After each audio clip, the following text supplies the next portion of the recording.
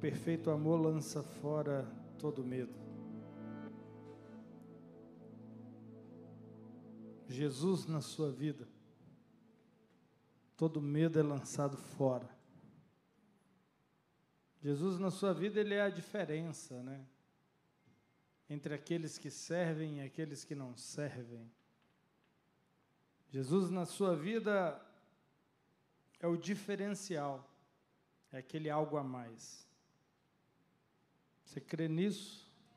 Que Ele é aquele algo a mais que muitas pessoas que ainda não o conhecem, não possuem, mas você que o conhece já possui, e as pessoas que vierem a conhecer também vão vir a possuir, porque o que Ele tem para a vida das pessoas é totalmente gratuito, é totalmente de graça. Amém?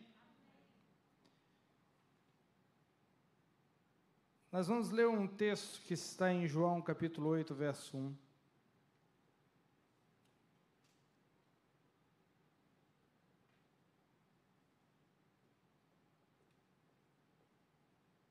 João capítulo 8, verso 1.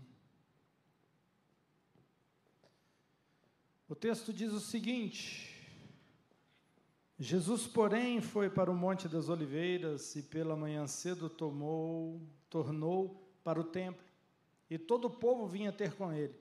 E assentando-se os ensinava, e os escribas e fariseus trouxeram uma mulher apanhada em adultério. E pondo-a no meio, disseram-lhe: Mestre, esta mulher foi apanhada no próprio ato, adulterando. E na lei nos mandou Moisés que as tais sejam apedrejadas. Tu, pois, que dizes? Isto diziam eles, tentando, para que tivessem do que o acusar. Mas Jesus, inclinando-se, escrevia com o dedo na terra, e como insistisse perguntando-lhe, endireitou-se e disse-lhe: Aquele que dentre vós está sem pecado, seja o primeiro que atire pedra contra ela. E tornando-se a inclinar-se, escrevia na terra. Quando ouviram isto, retarguidos da consciência, saíram a começar pelos mais velhos até os últimos. Ficou só Jesus e a mulher que estava no meio. E endireitando-se Jesus, e não vendo ninguém mais do que a mulher, disse-lhe: Mulher, onde estão aqueles teus acusadores? Ninguém te condenou? Ela disse: Ninguém, Senhor. E disse-lhe Jesus: Nem eu também te condeno. Vai-te e não peques mais.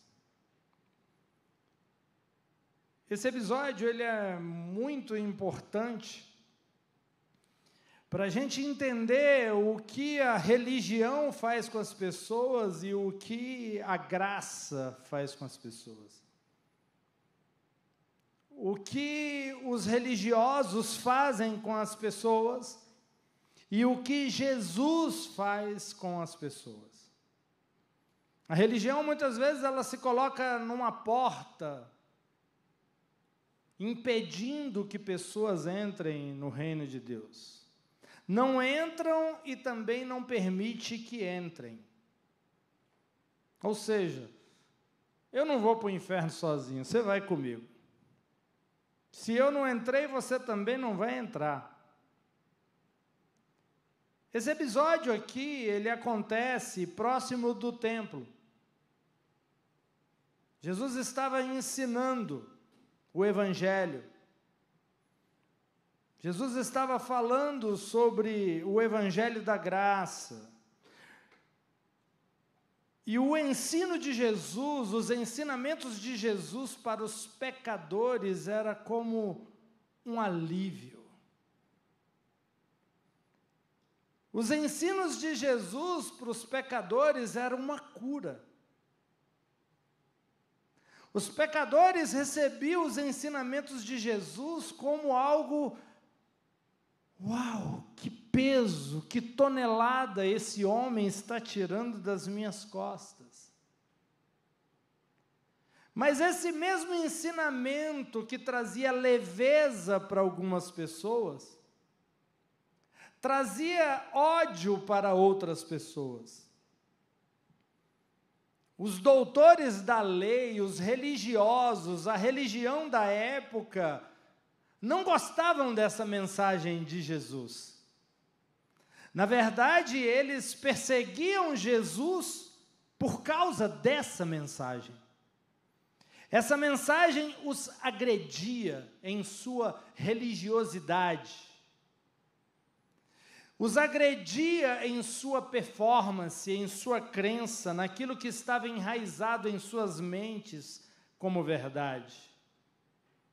Esse ensino agredia espíritos de religiosidade, que lutam contra a verdade. Para muitos religiosos, esse ensino era uma heresia. Para os orgulhosos e guardadores da lei, homens que se achavam mais santos do que os outros, melhores do que os outros, porque se orgulhavam daquilo que faziam para Deus, essas pessoas odiavam a mensagem de Jesus. E não só odiavam a mensagem de Jesus, mas iam contra pessoas que encontravam em sua mensagem a salvação. A mensagem de Jesus foi rejeitada principalmente por dois grupos de pessoas. Os escribas, que eram os doutores da lei, mestres da lei, conhecedores, estudiosos, especializados no estudo, na explicação da lei, homens bem-sucedidos, de grande influência diante do povo, homens respeitados e que não cansavam de estudar o livro da lei.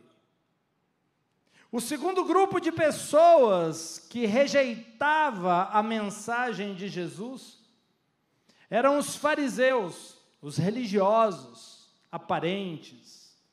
Estes eram opositores ferrenhos do cristianismo.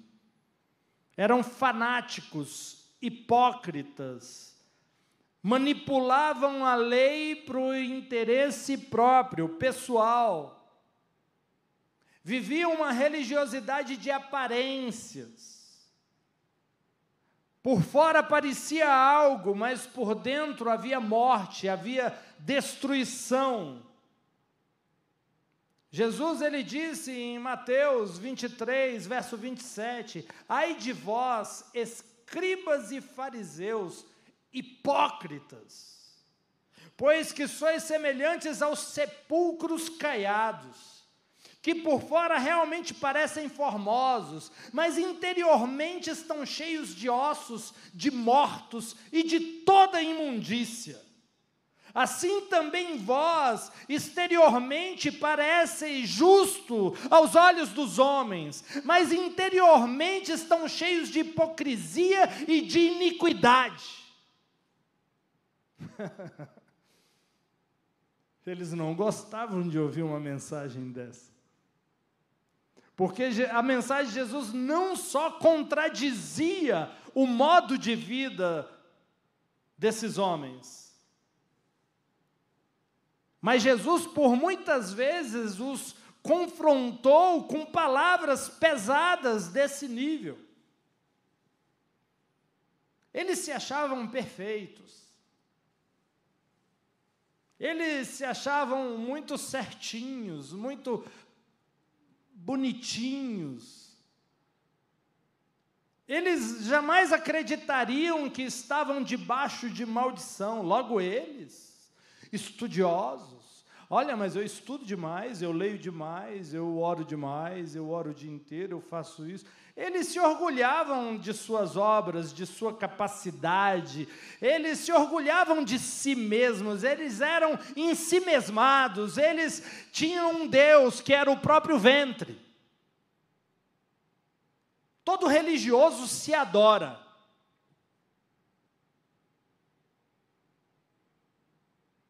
Eles falam que adoram a Deus, mas a vida deles é cheia de orgulho.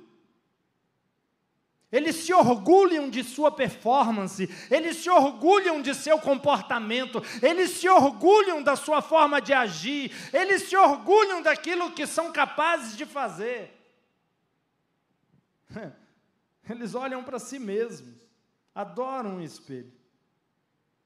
A mensagem de Jesus era muito pesada para que esses homens, esse grupo de pessoas pudessem aceitar.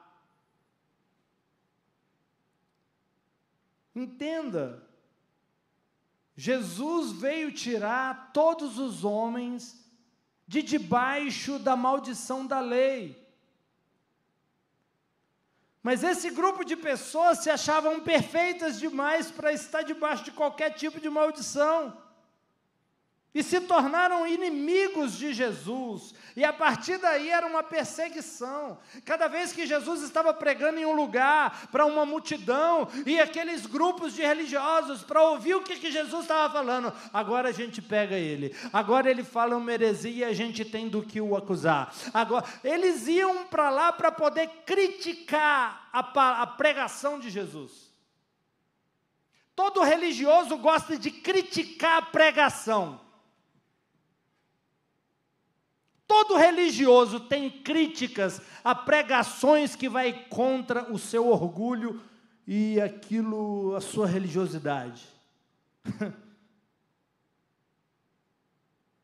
Veja, eles pegam uma mulher que foi pega em adultério. Eles não tinham respeito nenhum por aquela mulher. Eles não se importavam com aquela mulher de forma alguma.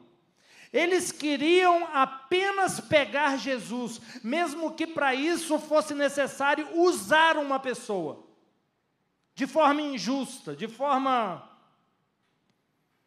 Eles também não se importavam com a lei, eles queriam destruir aquele a qual tinha uma mensagem que deixava eles encabulados. Que mensagem é essa desse cara? Que pregação é essa desse tal de Jesus? Eles não se preocupavam nem com a lei, eles não se preocupavam nem com as pessoas, eles se preocupavam com si mesmo e com seu único objetivo, que era desconstruir a mensagem que Jesus pregava. Entenda, existem mensagens que o diabo vai lutar contra ela. Se a mensagem traz vida, se a mensagem traz libertação, se a mensagem que muda a natureza da pessoa, o diabo luta contra ela. Esses homens, eles ficavam tentando o tempo todo provar que a mensagem de Jesus era contraditória. Precisamos desqualificar esse homem diante do povo. E aí essa mulher foi a peça usada para poder tentar pegar Jesus de jeito. Uma mulher que foi pega no ato do adultério agora está diante de Jesus. Está diante de uma multidão, de uma pequena multidão. Está diante de religiosos, está diante de fariseus, está diante de um grupo de pessoas que se agradavam da mensagem de Jesus e pessoas que se desagradavam da mensagem. Então eles pegam essa mulher e colocam no meio, diante de Jesus. E eles falam para Jesus exatamente isso. Veja, a grande briga desses religiosos, desses doutores da lei, desses estudiosos, era entre a mensagem que Jesus pregava e a mensagem que eles pregavam. Tanto é que logo na primeira frase, olha o que eles dizem. Jesus, a lei de Moisés diz que essa mulher deve ser apedrejada. E você, o que você diz? Em outras palavras, ele está falando, a pregação de Moisés é: apedreja essa mulher. Jesus prega aqui para a gente o que tem que acontecer com essa mulher. Fala aqui para todo mundo ouvir. Fala aqui para todo mundo ouvir que você vai contra aquilo que Moisés ensinou. Veja, se Jesus diz, essa mulher deve ser apedrejada, ele estava indo contra a própria mensagem da graça que ele ensinava.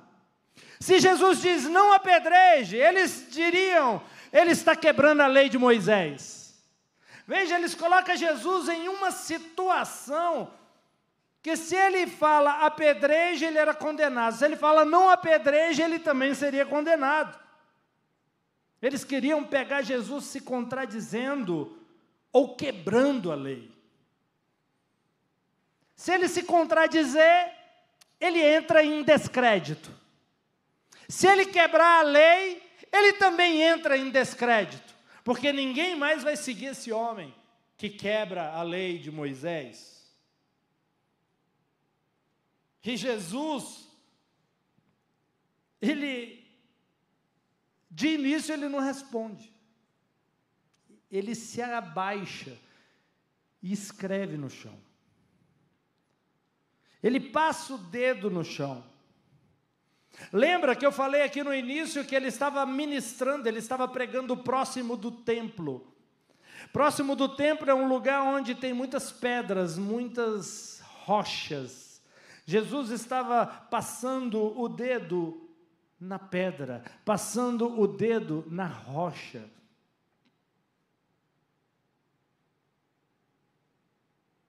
Só que eles insistem. Eles perguntam de novo. Eles continuam falando, Jesus, essa mulher deve ser apedrejada ou não deve ser apedrejada? Você concorda com o que Moisés disse ou você tem uma nova mensagem para nos dar aqui a respeito do que deve ser feito com essa mulher? Mais uma vez, eles insistem.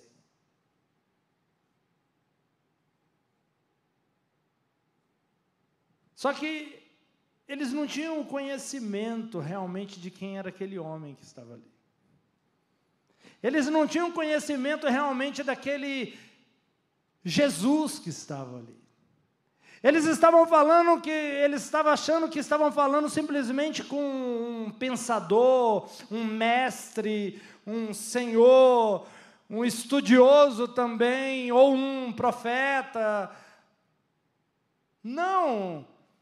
Eles estavam falando com aquele que era, aquele que é e aquele que há de vir. Eles estavam falando com o autor da lei, aquele que escreveu a lei. Esse ato de Jesus se abaixar e escrever na pedra com o dedo foi o mesmo ato que o Pai no Monte Sinai fez para escrever os 10 mandamentos, a lei de Moisés na pedra. Foi o mesmo gesto, foi a mesma forma. Foi com o dedo. Então eles estavam diante daquele que escreveu a lei, o autor da lei estavam diante deles, mas eles não sabiam. Eles não sabiam, eles achavam que era qualquer um que estava ali. Mas Jesus, o mesmo ato, a mesma forma, o mesmo jeito. Veja, Êxodo, capítulo 31, verso 18. E deu a Moisés, quando acabou de falar com ele no Monte Sinai, as 2 tábuas do testemunho, tábuas de pedra, escritas pelo dedo de Deus. A lei foi escrita pelo dedo de Deus. Esses religiosos estavam apresentando a lei para Jesus, e Jesus escreve na pedra.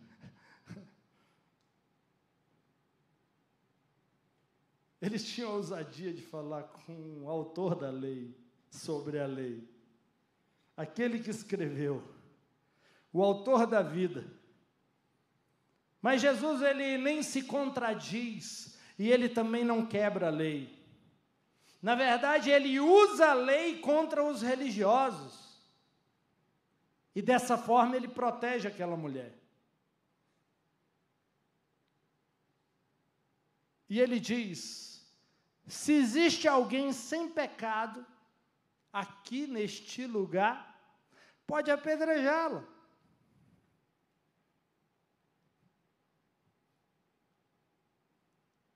Ele entrou em contradição com a mensagem que ele pregava, da graça? Não. Ele quebrou a lei? Também não. Mas ele usou a lei para desqualificar todos aqueles religiosos que estavam ali se posando de certos e de defensores da lei. Jesus era o único que não tinha pecado ali, nós sabemos. Mas ele não pegou pedra, ele não acusou aquela mulher, ele não voltou a palavra contra aquela mulher de forma alguma. Aqueles que se achavam perfeitos, eles se achavam e se colocavam como perfeitos, mas no íntimo, no interior, eles sabiam que não eram. Tanto é que começaram a sair de um por um. De um por um. Dos mais velhos até os mais novos. De um por um foram se retirando. A lei tem um propósito: condenar, acusar. E foi isso que os fariseus e os escribas usaram contra aquela mulher. Usaram a lei para acusá-la. O diabo gosta de usar a lei para acusar. Romanos capítulo 3, verso 19 diz: ora, nós sabemos que tudo o que a lei diz, ao que estão debaixo da lei o diz.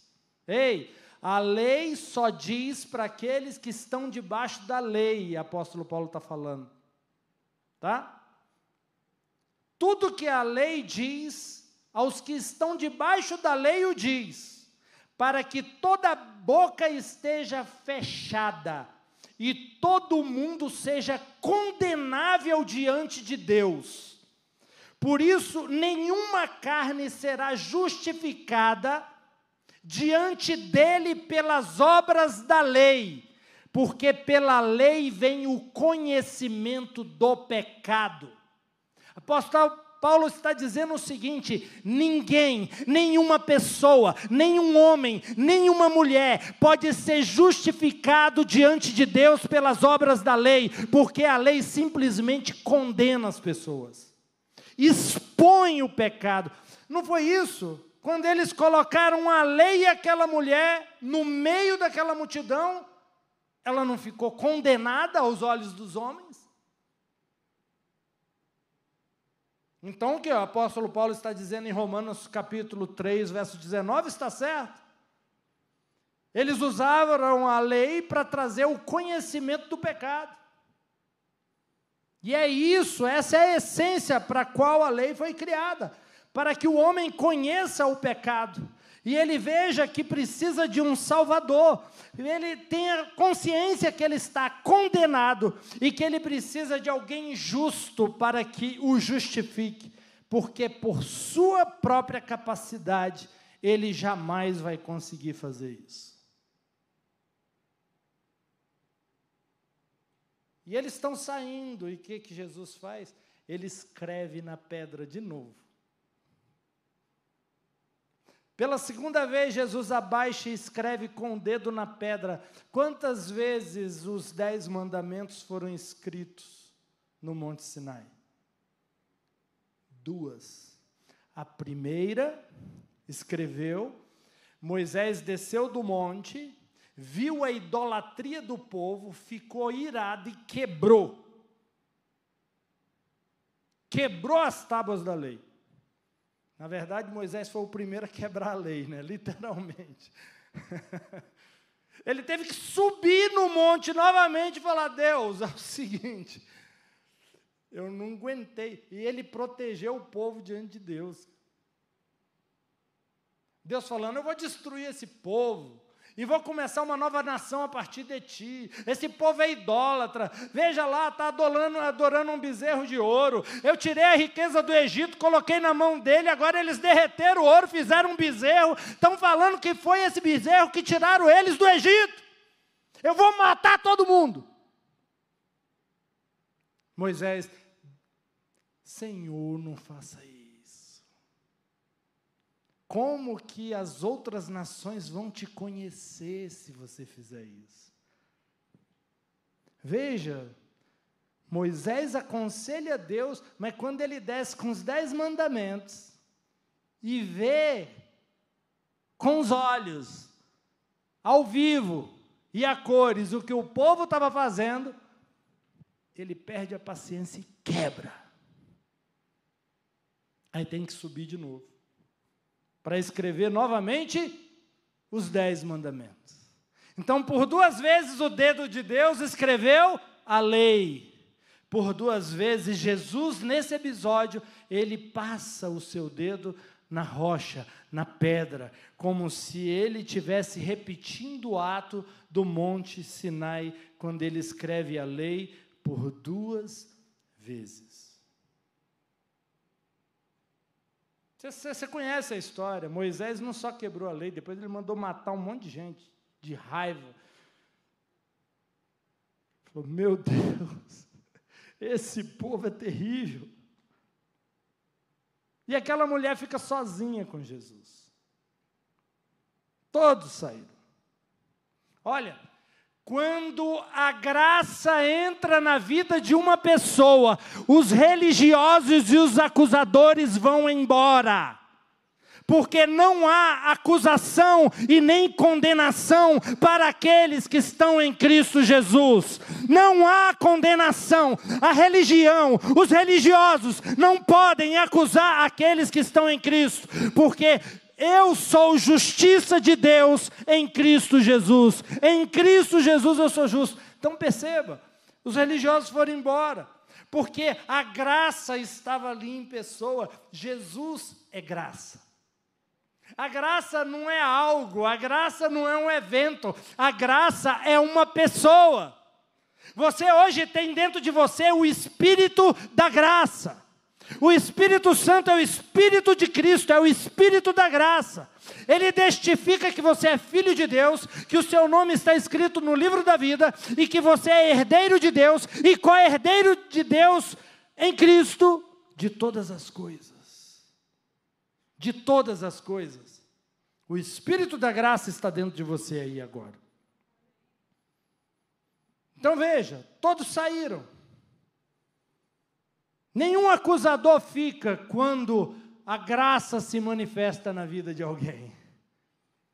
O diabo não pode te acusar se você trouxer a graça no momento que ele estiver te acusando.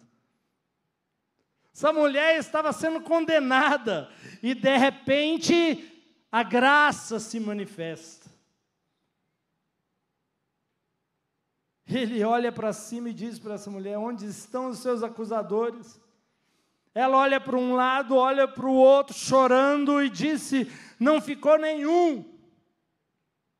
E Jesus disse, nem eu também te condeno, vai e não peques mais. Agora, essa frase aqui é muito importante você entender. Jesus não estava aconselhando essa mulher a não pecar.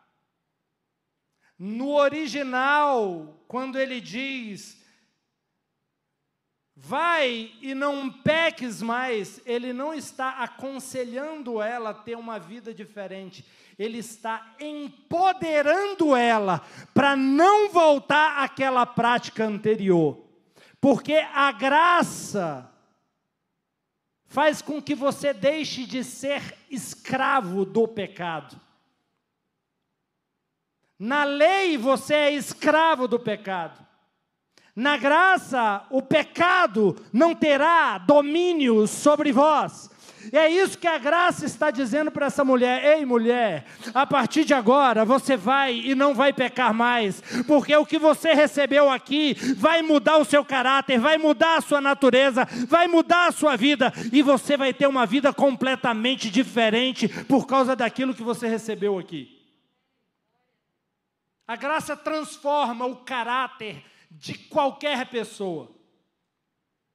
E qualquer pecado que antes escravizava uma pessoa, perde a capacidade de atuar na vida. Completamente. Pela graça, sois salvos. Isso não vem de vós. É dom de Deus. É de graça.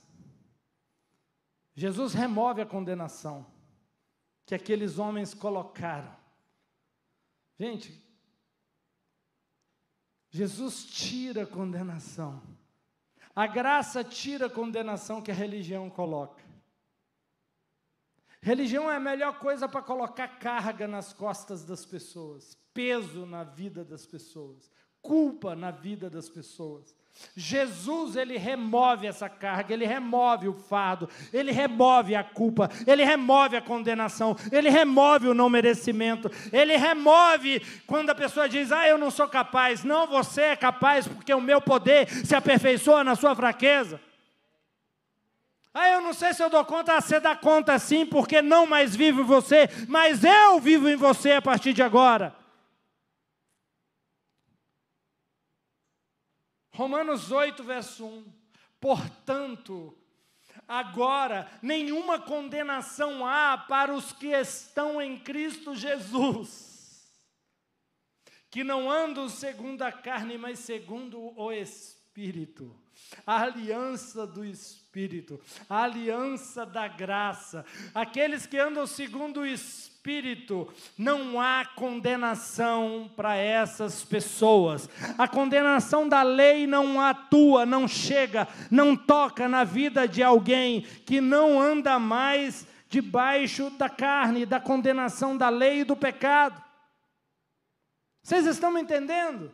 Você é livre, você que está me ouvindo aqui, e você que está em Cristo Jesus, você é livre de qualquer condenação e de qualquer amarra. Essa mulher não foi só perdoada, ela foi liberta da lei do pecado e da morte. A vida dessa mulher transformou. Ela nasceu de novo, porque a graça te faz nascer de novo. As coisas velhas passam, tudo se faz novo. No verso 2 de Romanos 1, porque a lei do Espírito de vida, presta atenção nesse texto, porque a lei do Espírito de vida em Cristo Jesus me livrou da lei do pecado e da morte. A lei do Espírito de vida em Cristo Jesus me livrou da lei do pecado e da morte.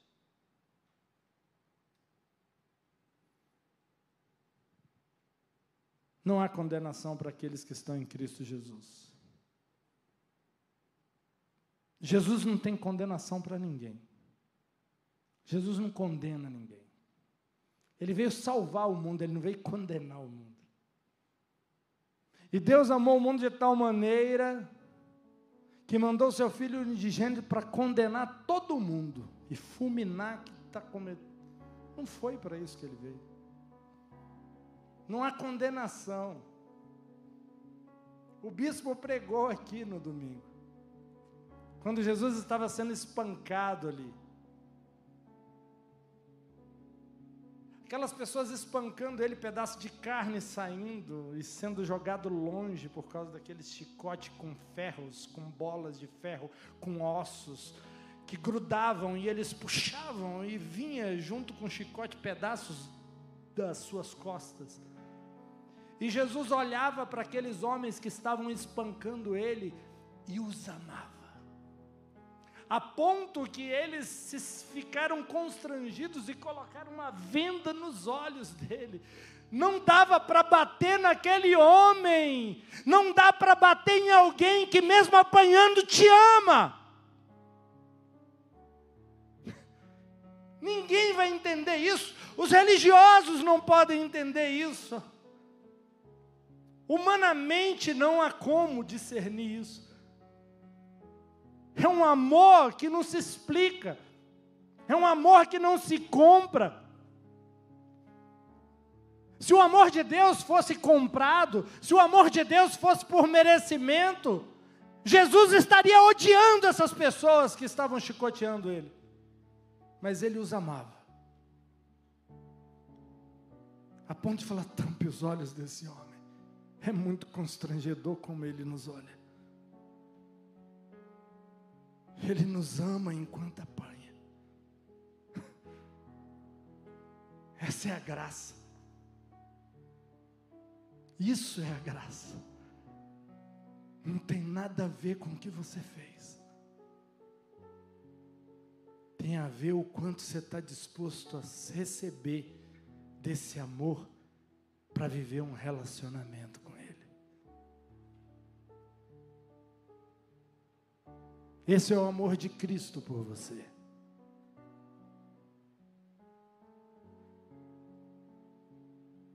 É um amor que cura. É um amor que transforma, que muda a natureza, que altera o caráter, que te faz nascer de novo. Mas você que está me ouvindo, aqui presencialmente e online, esse amor pode te tocar aí agora. Aonde você está sentado aí? Esse amor pode te tocar e transformar qualquer coisa que você possa estar vivendo nesse momento, nesse instante. Retirar qualquer condenação, porque condenação prende a pessoa em um estágio da vida. Enquanto a pessoa não entender que ela é livre, que não há condenação para quem está em Cristo Jesus, ela fica presa em um estágio da vida e não rompe porque ela acha que deve algo, ela acha que tem uma dívida a ser paga, ela acha que não é boa o suficiente. Entenda, eu te mostrei aqui hoje, esse era o discurso dos religiosos e não de Jesus. Essa mulher pega em ato de adultério, nada fez para receber essa graça, mas recebeu. Veja, o texto diz que ela foi pega em ato de adultério. Há 1 minuto atrás ela estava em adultério, em pecado, mas Jesus não a condenou, mas a amou e mudou a vida dela. A religião quer condenar a pessoa que cai, Jesus quer mudar a natureza para que essa pessoa não seja mais escrava do pecado.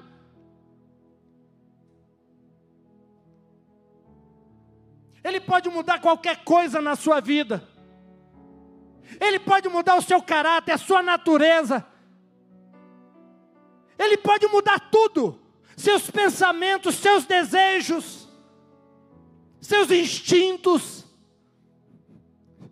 A graça pode transformar qualquer coisa de uma forma sobrenatural.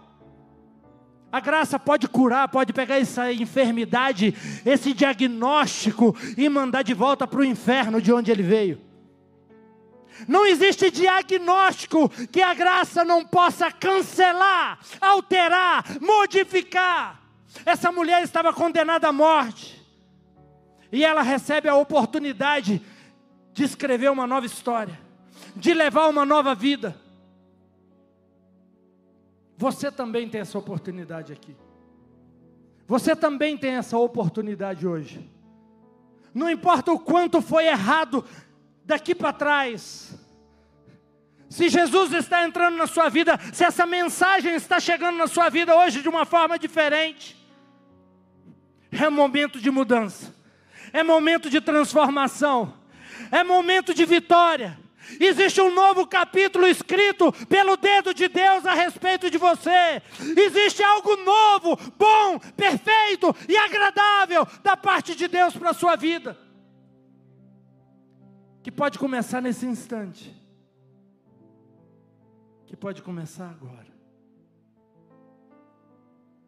Feche seus olhos. Feche seus olhos.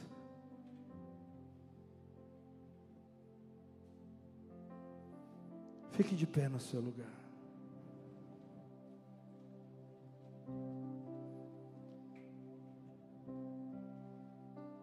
Jesus, Ele levou o nosso fardo, nosso peso. Jesus, que nome maravilhoso, lindo, o maior presente que poderíamos receber da parte de Deus. O que aconteceu na cruz do Calvário? A minha vida foi mudada. A sua vida foi mudada.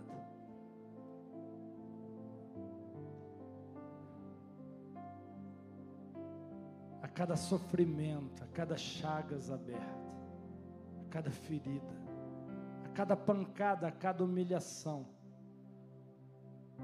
o inferno perdia a capacidade de tocar naqueles que iriam receber o Nazareno como Senhor e Salvador.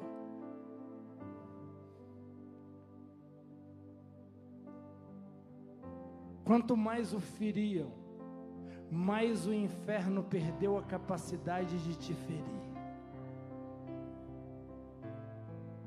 Quanto mais ele adoecia, mais os demônios perderam a capacidade de te adoecer. Quanto mais as forças dele iam se esvaindo, desaparecendo, mais o poder dele começou a manifestar na sua vida. O ato da cruz do Calvário não foi algo simplesmente que aconteceu com Jesus na cruz. Foi algo que aconteceu com você na cruz do Calvário. Porque todo aquele ato da cruz impactava a sua vida. Tocava na sua existência.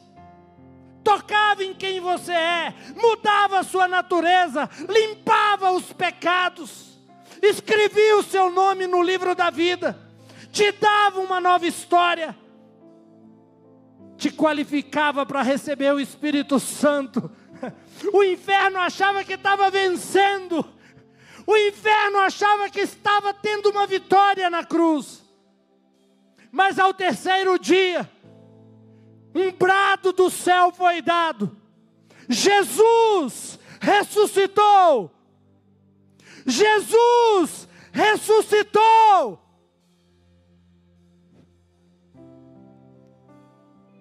O inferno perdeu a sua capacidade contra aqueles que têm a marca do sangue do Cordeiro. O inferno perdeu a legalidade de tocar naqueles que têm a marca do sangue de Jesus. O inferno não tem autorização. Se ele vier, tem retaliação. Ele não pode tocar naqueles que são eleitos do Senhor. Ele não pode tocar naqueles que foram comprados por preço de sangue na cruz do Calvário. Por isso que eu te digo, você é mais do que vencedor em Cristo Jesus. Você é mais do que vencedor. Você é curado.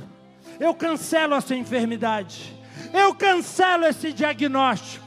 Eu cancelo esse extrato bancário que diz que você está em dificuldades sérias financeiras. Pela autoridade do nome de Jesus, eu mudo a sua realidade. Eu determino um novo tempo, uma nova história. Venha novos diagnósticos. Venha novos laudos. Venha novos tempos, grandes colheitas, grandes resultados.